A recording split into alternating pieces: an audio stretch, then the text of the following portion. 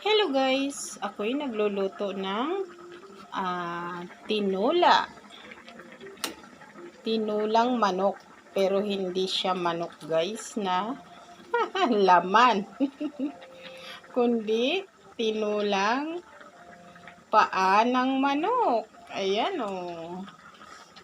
Gusto ko sana sinigang dahil nakaluto na ako isang bisis ng sinigang na paa ng manok.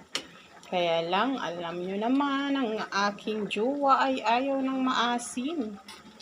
Kaya ginawa ko, tinulang manok na lang guys. Ayan, timplado na yan. At 2 oras ko na pinakuluan yan guys.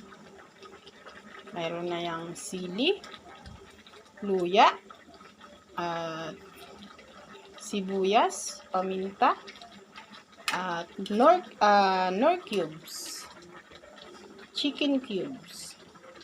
At ayan, ang ating gulay ay pichay. Ayan, yummy na yan guys.